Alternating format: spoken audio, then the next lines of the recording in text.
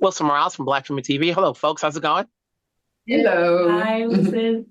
You know, so what was it about the script, the idea to do this that made you say yes, Tamara?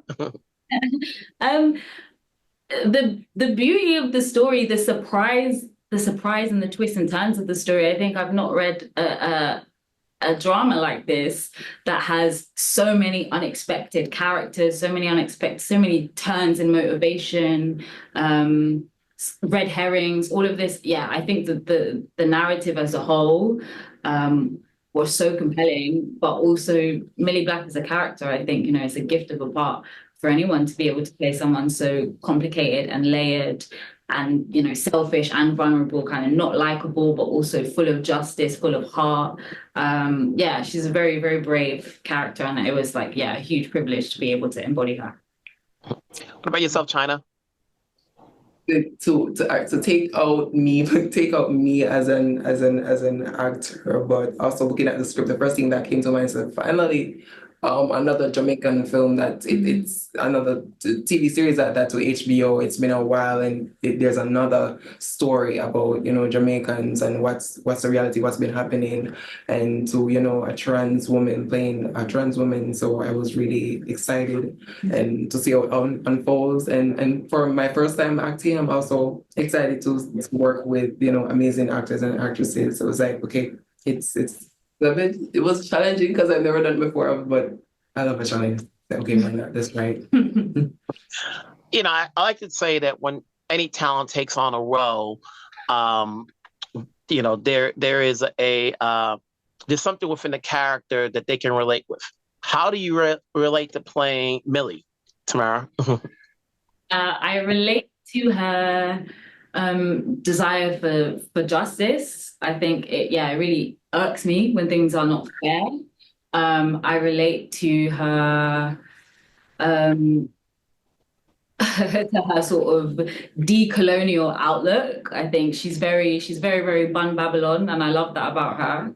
I relate to her allyship with the trans community, and the queer community, being a queer woman myself. And yeah, I mean, I felt also compelled and empowered by her sense of trust in herself, which is something that as many of us are, like working on building a sense of connection to my instinct. So I think that was also a gift of a part, to be able to play someone who really is connected to their own sense of self and knowing what their gut is trying to say. Mhm. And for China, obviously, there's a lot that goes within being a trans and playing a trans, but there's a separation because this is a series, but there's a little bit of that character that's probably part of you. What sort of trait is similar? Her and you said that I as a sister, I because I not only connected with Hibiscus, I also connected to Millie because I usually struggle with not knowing how to show love, not knowing that you love someone but not showing it, and sometimes it easily distracting me, and I'm not thinking about who to value and so on. So and then I connected with Hibiscus's, where she very determined, she know what she wants, and her boldness, and she learning to also learning that she doesn't have Millie doesn't have anyone to trust than her Hibiscus. So she just learned to adapt, I would say, learn to adapt, but also getting annoyed at the same point, saying that I understand you, and I'm learning from you bit by bit. The time that you leave me, you came back. We also need to understand me as a person, and her determination, and the fact that she's been through abusive mother, and she has to struggle on her own. So or how will she survive? How will she fight? I was really like right by that. I was like, this is amazing character. and how well she blooms, because hibiscus, the plant itself, is definitely hibiscus herself, how well she blooms throughout the series, and I can't wait for the world to see that. For you, Tamara, this is a big role for you. I've seen some of your other projects. But when you're, top of the call sheet and there's a lot for you and you're almost in all scenes, what does that do for you as an actress, moving forward to whatever project you may do next? I mean, yes, definitely set the bar in terms of, not only kind of like the profile or the kind of, the call sheet of it all in terms of the role, but in terms of the caliber of it, really, the quality of the writing, and somebody who has so many different facets. I think it was a huge challenge, even just as a physical feat, to be able to sustain shooting hours for 4 months. That is also a question of how well you sleep, how well you hydrate yourself, how well you eat, how you protect yourself, how you protect your energy, and all of these things outside of the working hours. But definitely in terms of an acting muscle, it's I feel, even watching it 2 years later, I can see the ways in which that job taught me a lot of things that I have brought onto roles since, and I just feel excited to learn more. Like, hopefully, I can get more roles of this quality, so that I can continue to mine this profession, really. Mm-hmm. Same as you, Chyna. Obviously, first one out the gate, you did well with this. Are you planning to stay in this game and go for more roles elsewhere? Yeah, I do. I fell in love with it the moment I started learning more and beyond acting, sorry, and working with incredible actors and actresses. I'm saying I love this. I really want to pursue this. This is, I see myself in this. This is for me. Mm-hmm. And for you, Tamara, I always tell people, there's a lot of shows out there. You never know, it's the marketing in order to get people's attention. What's going to get an audience to watch Millie Black? Get Millie Black. I mean, they cut a very good trailer. I don't know if anybody's seen it. I think the trailer's doing a lot. The sound, even the theme tune is doing a lot. But I think, if you're looking for a gritty, compelling, very surprising story full of things and characters that you can't predict their next move, and a storyline that takes you deeper than you would have ever thought, then this is the show for you, definitely. Congrats on your roles. Congrats on a series. Let's keep it going. Let's get a season 2. Let's see where this character is going to go, and we'll talk down the road. Take care, folks. Thank you. Thank you. Well, Tamara from Black from TV. Hey, folks, how's it going? Not too bad. Hey, Gershwyn, you've done a lot of work from TV and stage. What led you to say yes to taking on this project? Well, firstly, they said that we were filming down in Jamaica for a few months, so I had to check my schedule, and I'll see if I can fit that in. No, you get something sent through by our casting director, Shaheen Baig, who's always been a champion of mine. She always holds my name up. You've got Marlon James as the writer, incredible writer, incredible script in front of you. And then you start to look at it, obviously, through your character's perspective, and just seeing the complexities within his own life, and then see the complexities within the society that he tries to operate within, was just an incredible opportunity sort of to be given. And once they said, do I want it or not, there was just absolutely no question. How about you, Joe?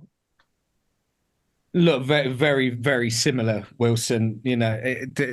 Location wasn't a factor in my decision making, but I think it's pretty much as Gershwyn says. You get a script, and then you're focusing on character, and just the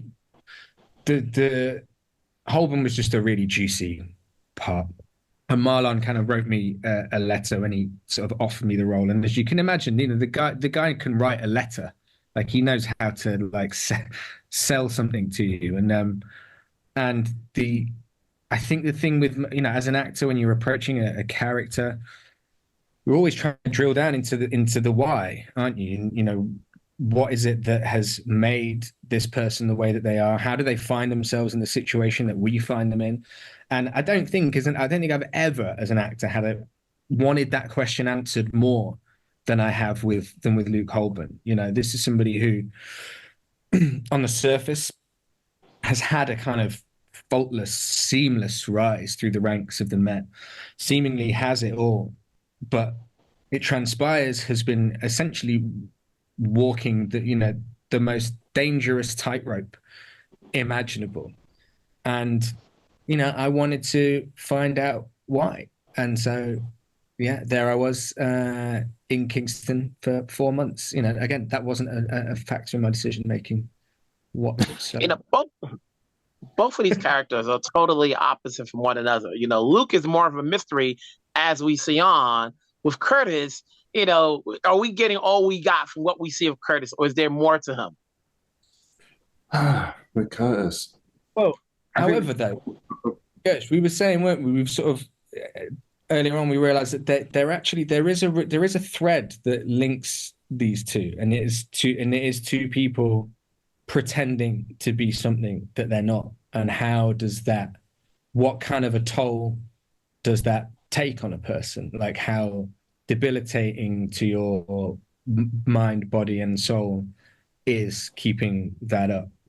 Obviously the pretense, Curtis's pretense, is a far more sympathetic one than Holborn's, but they are still two men pretending to be people that they're not. Sorry. No, don't apologize. Like, yeah, man, like, off the back of what Joe said, like, how does it affect him when he's at home? Like, what was lovely for me to read within the script was the loving and supporting relationship that Curtis and Daniel, that we see of them when they're in their home space.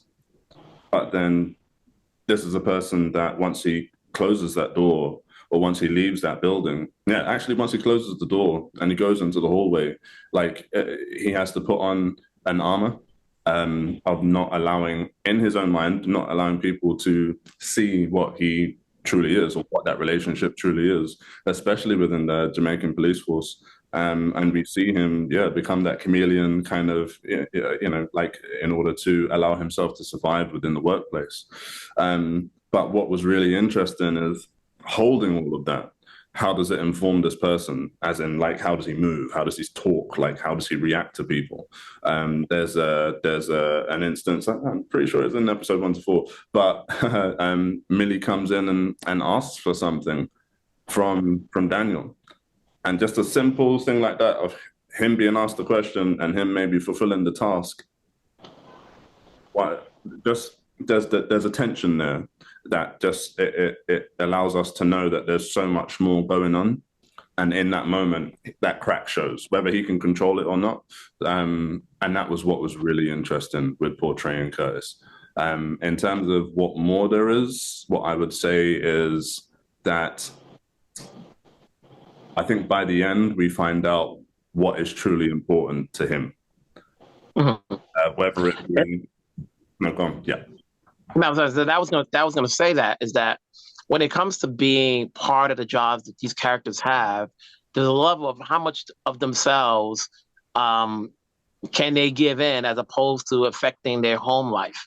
It's like when you see these, whether you're a cop or even as actors, when you choose to take roles, do you take it because of the location, because of the script, or because of the time frame in which you can do it? So when these guys, between Curtis and Luke, they have to decide, as much as they love their job, how much of their home life is going to be affected. And so when you take on these roles, what's your takeaway from playing these roles? Do you get into the mindset of the character you're playing to now give credence to people who actually have these jobs in real life? Look, what I can say quite simply for me is in terms of living that dual life, what I liken it to my own was very much feeling on the outside when I was younger. Like, I'm British Caribbean, second generation, but at home it felt like Trinidad to me. But then going into school, it was definitely something other, and seeing how I sort of fit into that, and tried to assimilate myself within. Then actually taking that down and trying to create Curtis, like I came with that kind of lived experience and allowing it to inform him. But then there was so much more that I learned on the ground while I was in Kingston, Jamaica. And want to say congrats on the show, congrats on the series. Obviously, let's hope we can see more of it. I won't reveal much, but we'll talk down the road. Take care. Thanks, Wilson. Wilson Morales from Black Film TV. Hey, old folks, how's it going? Nice to meet you. Good. So, I like this series how it's played out with one couple of central characters. What went into putting this together and laying out the story per episode? Marlon? Well, I mean, initially, again, it started as notes on hotel stationery. When I was, back in 2014, I was coming up, conceiving this thing when I was actually on tour for one of my novels, and going from that to having a character and trying to figure out what is her deal and what is she about, and trying to figure that out, and running this idea by one of the producers on the show, Leopoldo, who isn't here right now. When Simon, who's beside me, first heard the idea, Simon was at Channel 4. That's how far back it went, and it's I like to think Millie is who drew you away from Channel 4. Yeah, absolutely. It was 10 years ago. Yeah. 10 years in the making. Yeah. That long? Seriously? 10 years to get this off the ground? Or Marlon won the Booker for Brief History of 7 Killings. I like to say he fell in love with so much he quit his job just to follow her. Yeah. But I think we just knew even before the story revealed itself that we had a character, an unforgettable character. Mm-hmm. And then there are the characters surrounding her. Obviously, no family's perfect. Millie isn't perfect, and we see that, but she's also that law enforcement that, has a bone to pick, that gets on a case and wants to see it through no matter what. And fluctuating and structuring her character and the flaws. How do you keep the storylines consistent? A lot of notes on the wall. So, but I think also trusting the characters who you're following. Once, for me, I know when I'm writing, once your characters become people, and there's a point where they become people, that you are interested in all the facets of their character, of their nature, and they're the ones who sort of get themselves in messes that they can't. They have to figure out how they get themselves out of it. And when characters end up sort of chafing against other people, the relationships that they cherish, but the relationships that also test them and challenge them and so on. For me, I know the story almost kind of writes itself. Mm-hmm. And for Simon, Jane, obviously, when you're talking about this series is set in Jamaica, people are looking at, the environment to see if you're getting it correctly. What the surroundings of the location where the series is taking place? Can you guys hear me? Was the question, how do you make it all authentic? Like what using Jamaica as the backdrop. Yeah. I mean, it's not for us. It was never just a backdrop. It was absolutely the beating heart of the show, and it was non-negotiable for us that we had to film in Jamaica and in Kingston. We had to film in the actual environments. Everything was filmed on location. There are other locations in the Caribbean. Okay. Can you hear us, Wilson? I think your internet. Yes, I can hear you. There are other locations in the Caribbean that are. I can hear you guys. More established in terms of film production, but for us, we had to go to Jamaica. We had to make it authentic. We cast largely out of Jamaica, working with a UK casting director, Shaheen Beg, but also 2 local Kingston-based casting directors who are working directly with her. And so in terms of the actual Kingston portion of the production, there's only 3 actors who weren't from Jamaica. Everyone else was cast locally. Most of the crew came from Jamaica. And so it was absolutely, not only was it the landscape in which the show takes place, but the only way to authentically render that was to go there and film there. What makes Tamara the best person to play Millie? She's fearless. She lacks vanity on screen, which is like incredible. She is so committed to the role. She is, Marlon says she's instinctual. She instinctually got it without everybody having to tell her when to code switch. She just kind of does it. And she's just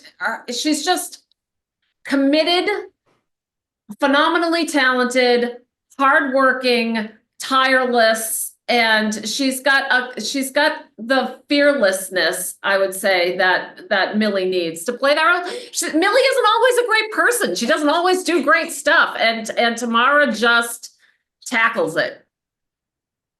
Marlon, is it a challenge wearing many hats? Is it what? Sorry? Is it a challenge wearing many hats? I mean, it is, but that's how I've always approached anything I've been doing. You love hats. I love hats as well. I think I don't think there's. I mean, there's one way you can tell a story. Most of the novels I write tend to have dozens of characters. In a lot of ways, Millie is the smallest cast I've ever worked with. But it's when you're telling the type of stories I like to tell, one person can't tell them, and it was also the case with Millie in terms of me. A lot of aspects of this was the first time for me. So it was a learning experience and an adventure, and yeah, I wouldn't trade it for the world. Lately we've been getting a lot of these series where it's either 4 episodes, 6 episodes, 8 episodes.